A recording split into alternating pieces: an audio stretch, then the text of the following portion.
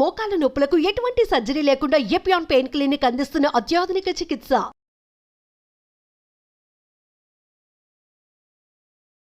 ప్రేక్షకులందరికీ నమస్కారం. నా పేరు డాక్టర్ ఏ మాలతి శ్యామల. నేను నేచర్ క్యూర్ హాస్పిటల్లో సీనియర్ మెడికల్ ఆఫీసర్గా పనిచేస్తున్నాను. వేమన యోగా రీసెర్చ్ ఇన్స్టిట్యూట్ డైరెక్టర్గా కూడా విధులు నిర్వహిస్తున్నాను నేను. సో ఈరోజు మనము ఊబకాయం ఎందుకు వస్తుంది, అంటే ఒబేసిటీ ఎందుకు వస్తుంది, దానికి మనము జనరలైజ్డ్గా చేసుకునేటటువంటి ఆహార చికిత్సా విధానాలు ఎలా ఉంటాయి అనేటటువంటి దాని గురించి మనము తెలుసుకుందాం. మామూలుగా ఒబేసిటీ అనేటటువంటి ఇవాళ రేపు మనం అన్ని రకాలుగా మనం ప్రతి వాళ్ళ దగ్గరికి కూడా చూస్తూ ఉంటే ఒబేసిటీ అనేటటువంటిది కామన్ ఒక డిసీజ్ అయిపోయింది. అంటే ఎవరికైతే మనం రోజు వారి దైనందిన స్థితి లోపల మనం ఎలా అయితే బట్టలు వేసుకుంటున్నామో, ఎలా అయితే స్నానం చేస్తున్నామో, అలాగా ఒబేసిటీ అనేటటువంటిది కూడా మాకు రోజు మేము ఓపీలో చూస్తుంటే ప్రతి ఒక్కళ్ళు చిన్న పిల్లల దగ్గర నుంచి 5 సంవత్సరాల పిల్లల దగ్గర నుంచి మనకి 70-80 ఏళ్ల వాళ్ళ వరకు కూడా ఒబేసిటీ అనేటటువంటిది మనం బాగా గమనిస్తూ వస్తున్నాం. దీనికి గల కారణం ఏంటి అనేసనంటే ముఖ్యంగా మనం తీసుకునేటటువంటి ఆహారపు అలవాట్లు. ఒకప్పుడు మనం పూర్వకాలంలో చూస్తే ఇంత ఒబేసిటీ అనేటటువంటిది పెరగటం లేదు, ఇంత ఒబేసిటీ లేదు. ఇప్పుడిప్పుడు ఎందుకు పెరుగుతోంది అనేసనంటే మనం తీసుకునేటటువంటి ఆహారపు అలవాట్ల వల్లనే ఇది మనకి ఒబేసిటీ అనేటటువంటిది రావడం జరుగుతుందని ఈ పరిశోధన వల్ల మనం గమనించడం జరుగుతోందనమాట.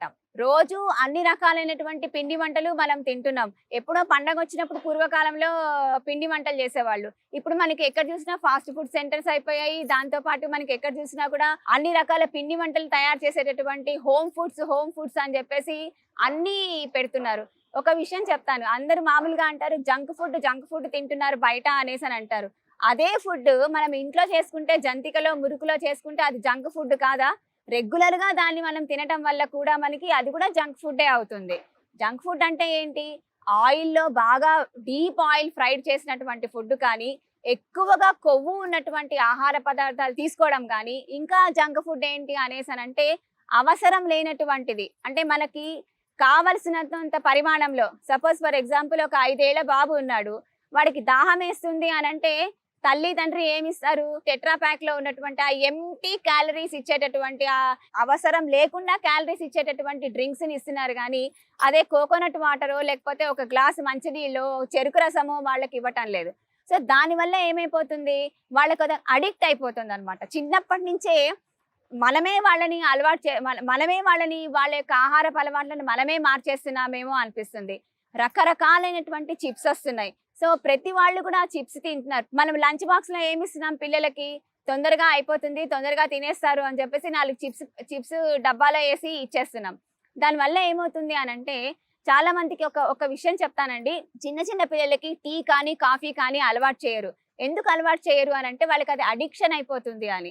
సో మనం ఇక్కడ ఏం చేస్తున్నాము, టీ కాఫీ ఇవ్వం కానీ జంక్ ఫుడ్ని మాత్రం బాగా అడిక్ట్ చేస్తున్నాం. ఎలా చేస్తున్నాము? వాళ్ళు అడిగిందల్లా మనం కొనిస్తున్నాం. ప్రతిరోజు మనం ఫ్రైడ్ ఫ్రూట్స్ తీసుకుంటున్నాము. బయటకు వెళ్ళేటటువంటి బేకరీ ఫుడ్స్ ఎక్కువగా ఇస్తున్నాము. మనకు కూడా ఓపిక లేకపోతుంది అనేసనంటే వాళ్ళకి బయట నుంచి ఆర్డర్ చేస్తున్నాము. సో ఇట్లాంటివన్నీ కూడా మనం అవాయిడ్ చేయడం కోసమని ఏమి చేసుకోవచ్చు? ఉన్నటువంటి దాని లోపలనే న్యూట్రిషనల్ గా ఎక్కువ కొవ్వు పదార్థాలు తీసుకోకుండా, మన శరీరంలో న్యూట్రిషనల్ డెఫిషియన్సీ రాకుండా ప్రకృతి వైద్యంలో మనం ఏ విధంగా ఆహార చికిత్సని మనం ఎలా చేసుకోవచ్చు అనేసనంటే అన్నిటికీ మనకి చాలా సులువుగా దొరికేటటువంటివి. అంటే ఒక విషయం చెప్తాను, మనము ఆ జంక్ ఫుడ్కి పెట్టేటటువంటి డబ్బుల ఖర్చుని మనము పండ్లకి గనక పెడితే చాలా ఉపయోగకరంగా ఉంటుంది. ఎందుకంటే దాని లోపల మనకి కావలసినటువంటి వైటమిన్స్ ఉంటాయి, మినరల్స్ ఉంటాయి. అదే విధంగా మనకి శక్తిని త్వరగా ఇచ్చేటటువంటిది ఉంటుంది, తేలికగా జీర్ణం అవుతుంది, పీచు పదార్థాలు కూడా ఉంటాయి. అంటే ఒబేసిటీ ఉన్నటువంటి వాళ్ళకి ఏమవుతుంది, వాళ్ళ లోపల కాన్స్టిపేషన్ వస్తుంది. అదే విధంగా వాళ్ళకి కొంతమందికి చెమట పట్టకుండా ఉంటుంది, కొంతమందికి ఎక్కువగా చెమట పడుతుంది. అట్లాగే ఒబేసిటీని కనుక మనం కంటిన్యూషన్ చేసుకుంటూ పోతూ ఉంటే చిన్న వాళ్ళలోనే మనం అది వరకు 70 ఏళ్ల వాళ్ళకి డయాబెటీస్ వచ్చేది, ఇవాళ రేపు 30 ఏళ్ల వాళ్ళకే డయాబెటీస్ వచ్చేస్తుంది. అదే వాళ్ళకి కూడా హైపర్ టెన్షన్ ఎక్కువైపోతుంది. ఇంకొకటి ఏంటి అనేసనంటే గుండె జబ్బులు కూడా ఎక్కువ అవుతున్నాయి. ఇంకా ఆడవాళ్ళలో మగవాళ్ళలో మనం చూస్తూ ఉంటే మోకాళ్ళ నొప్పులు అవుతున్నాయి. కింద కూర్చుని లేవడం వాళ్ళకి చాలా కష్టం అవుతుంది. ఇవాళ రేపు కనుక మనం చూస్తూ ఉంటే కింద కూర్చుని లేవడం అనేటటువంటిది చాలా అరుదైపోయింది. ఇప్పుడు ఎవరు కూడా కింద కూర్చుని భోజనము చేయటం లేదు. కింద కూర్చుని భోజనం పెట్టేవాళ్ళు కూడా ఇప్పుడు ఎవరూ లేరు. ఇప్పుడు ఏం చేస్తున్నారు చాలా మంది, ఇవన్నీ కూడా తగ్గాలి అనేసనంటే మందులనే విందులాగా తీసుకుంటున్నారు. మందే విందులాగా కాకుండా విందే మందులాగా ఉండాలి అనేటటువంటిది నా యొక్క కాన్సెప్ట్. సో ఆ విందునే మనం మందులాగా ఎలా తీసుకోవాలి అని అంటే దానికి కూడా ఒక రకమైనటువంటి ఆహార అలవాట్లు ఉన్నాయి. ఎప్పుడైనా సరే 15 రోజులకు ఒకసారి, 16 రోజులకు ఒకసారి, నెల రోజుల్లో ఒకసారి మనము కావాలనుకుంటే ఎక్కడైనా మనం ఇవాళ రేపు ఉన్నటువంటి లైఫ్ స్టైల్లో, ఇవాళ రేపు ఉన్నటువంటి జీవన శైలి లోపల మనం బయటకు వెళ్ళొచ్చు, అంటే వేరే ఆహార పదార్థాలు మనం తీసుకోవచ్చు. కానీ రొటీన్ రెగ్యులర్గా మాత్రము మనం తీసుకునేటటువంటి దాని లోపల ఎక్కువగా పండ్లు, ఉడకబెట్టినటువంటి కూరగాయలు, దాని తర్వాత పెద్దవాళ్ళు అయితే మాత్రము ఒక పూట భోజనం చేసి, అంటే వండినటువంటి పదార్థాన్ని ఒక పూట తీసుకొని రెండవ పూట పండ్ల మీద కానీ లేకపోతే కనుక నాన్ రైస్ మీల్, అంటే అన్నం లేకుండా ఇంకేదైనా పదార్థం, అంటే ఉప్మా కానీ లేకపోతే గోధుమ రవ్వతో చేసినటువంటి ఉప్మా కానీ, దలియా కానీ, చపాతీ కానీ, పుల్కా కానీ ఇట్లాంటివి కనుక తీసుకుంటూ ఉంటే వాళ్ళ లోపల తక్కువగా తేలికగా జీర్ణమయ్యేటటువంటి ఆహార పదార్థాలు రాత్రిపూట తీసుకొని కొంచెం రైస్ అనేటటువంటిది తీసుకుంటే మనకి కొంచెం ఎక్కువ టైం తీసుకోవడం జరుగుతుంది. ఆ ఆహారం మనం పప్పు కానీ సాంబారు ఇలాంటివన్నీ ఎక్కువగా తీసుకుంటే మనకి ఎక్కువ టైం, కాలం ఎక్కువ పడుతుంది అనమాట జీర్ణం అవ్వడానికి.